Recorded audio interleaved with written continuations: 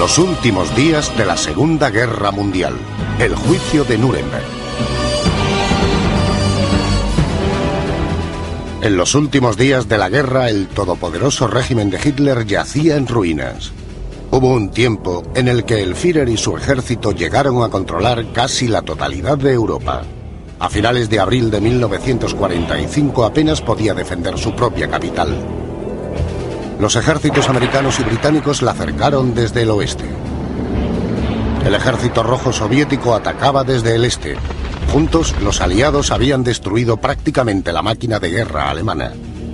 En sus últimos días, Hitler firmó una orden por la que nombraba nuevo presidente del Reich al almirante Karl Dönitz. Sería el segundo Führer y heredaría el mando de los restos de las fuerzas alemanas. Nadie cuestionó la lealtad y entrega del almirante a la causa nazi. Durante la guerra fue comandante de la flota de submarinos y cumplió fielmente las órdenes de Hitler.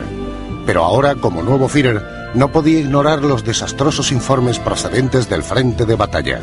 Los soldados alemanes entraban en los campos de prisioneros de guerra a decenas de miles. Dönitz había decidido acabar la guerra tan pronto como fuera posible, pero quería retrasar la rendición general, según decía, con el fin de salvar al mayor número de alemanes del bolchevismo y la esclavitud.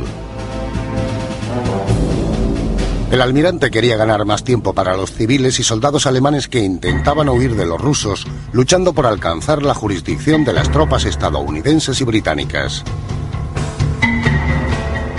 Pero el comandante supremo aliado, el general Dwight Eisenhower, rechazó cualquier trato. Los aliados habían acordado que la rendición germana debía ser incondicional. No aceptarían condición alguna ni considerarían ninguna propuesta del almirante Dönitz y los comandantes germanos. Alemania debería cumplir sin excepción las órdenes de sus ocupantes. Rusia y los aliados occidentales estaban totalmente de acuerdo en lo que debían hacer. No había división entre ellos acerca de los términos de la rendición. Debía ser incondicional, sin tratos diferenciados ni acuerdos. Nada, sencillamente deponer las armas. A Dönitz se le acababa el tiempo. El rápido avance de las fuerzas aliadas había aislado a grandes contingentes del ejército alemán en Italia. En la tarde del domingo 29 de abril, dos oficiales germanos con atuendos civiles se sentaban en el cuartel general del ejército británico cerca de Nápoles y firmaban el primer acuerdo formal de rendición de las tropas alemanas. Apoyándolo, entregaron a los británicos las firmas de casi 1 millón de hombres. 3 días después, el 2 de mayo, la cúpula alemana aún viva en Berlín emergió de su búnker ondeando una bandera blanca, rindiendo la capital y su guarnición al ejército soviético. Desde su cuartel general en el norte de Alemania, el almirante Dönitz se dio cuenta de que había llegado la hora. Envió a un representante, el almirante von Freudenberg, a través del frente hasta el sector británico para que se reuniera con el general Bernard Montgomery. Dönitz le dio instrucciones para que entregara todas las fuerzas alemanas activas en el norte de Alemania, incluso aquellas enfrentadas con los rusos en el este, pero Montgomery rechazó la oferta. El mariscal de campo británico únicamente aceptaría la rendición de las fuerzas enemigas que estuvieran directamente en su frente. Montgomery le dijo a von Freudenberg que regresara y le transmitiera el mensaje a Dönitz. A la mañana siguiente, 4 de mayo, von Freudenberg y su delegación volvieron al cuartel general de Montgomery. Aceptaban rendir solo las fuerzas en Dinamarca, Holanda y en el norte de Alemania.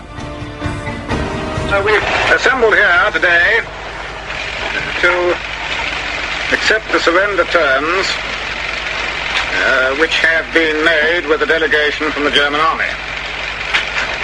I will now read out the terms of that instrument of surrender. El documento explicaba que la rendición germana había sido aceptada sin condiciones. Los alemanes deberían cumplir todas las órdenes expedidas por los comandantes aliados. And the German delegation will now sign this paper. The General Admiral von Friedeberg will sign first.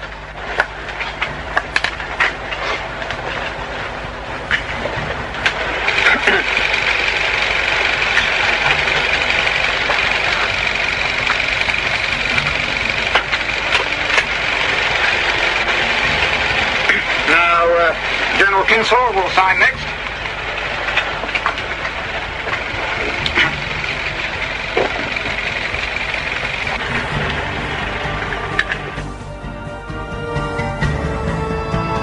El 6 de mayo, el almirante Dönitz envió a su jefe de Estado Mayor, el general Jodl, y al almirante von Freyderberg al cuartel general de Eisenhower en el norte de Francia para negociar la rendición de todas las fuerzas germanas.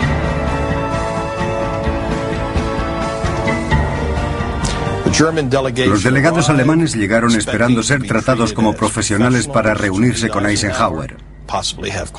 Quizás habría café, les darían la mano y discutirían los términos de la rendición. En cambio, los recibió el jefe de Estado Mayor de Eisenhower, quien educada pero firmemente les dijo que no había términos sino rendición sin condiciones. Punto. La delegación alemana regresó y se lo comunicó a Dönitz. Se dio cuenta de que no tenía opción, así que volvieron y firmaron los documentos de rendición que les pusieron delante.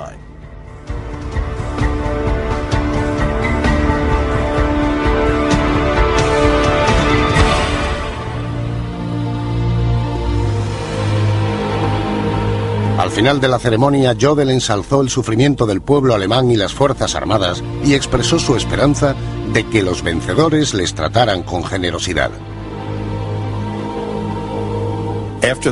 Tras la firma, Eisenhower se reunió con ellos pero no les tendió la mano. Les preguntó simplemente, ¿entienden los términos de la rendición? Respondieron afirmativamente. Entonces se dio la vuelta y se marchó. Había sido una guerra horrible y cruel, y Eisenhower no quería tratarlos como a caballeros, algo que aprobó.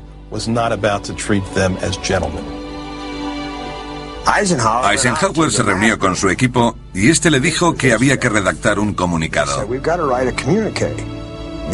Todos se esforzaron por escribir un adecuado mensaje final sobre la guerra. A medida que se hacía más y más elocuente, Eisenhower se impacientaba cada vez más con ellos.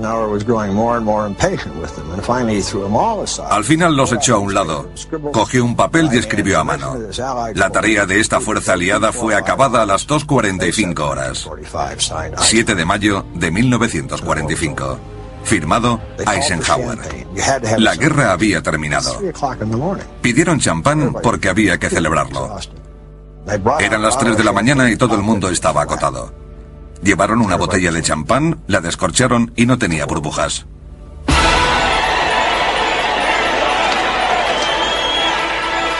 Desde Times Square en Nueva York hasta Piccadilly Circus en Londres y la Plaza Roja de Moscú, los victoriosos aliados celebraron el final de la guerra en Europa.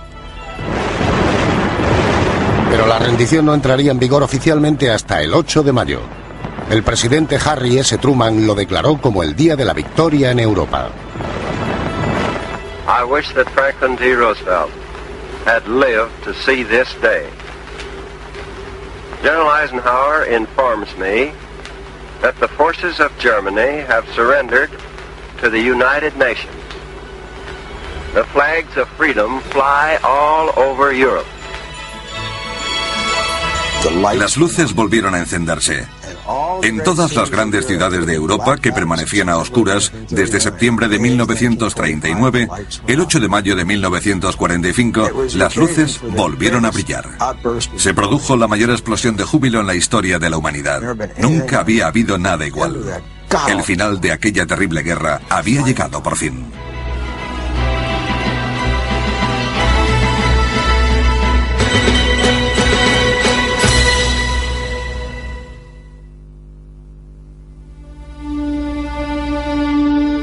La Segunda Guerra Mundial fue una guerra y un crimen. Millones de personas inocentes murieron y millones más perdieron sus hogares y propiedades. Las víctimas clamaron justicia. Los que habían ocasionado ese sufrimiento debían pagar por sus crímenes. Tras la Primera Guerra Mundial, los aliados habían decidido en el Tratado de Paz que aquellos que fueran acusados de crímenes de guerra debían ser juzgados. Una de las concesiones hechas a los alemanes tras el conflicto fue una cláusula acordada por los aliados en el Tratado de Versalles para que los alemanes juzgaran ellos mismos a los criminales de guerra.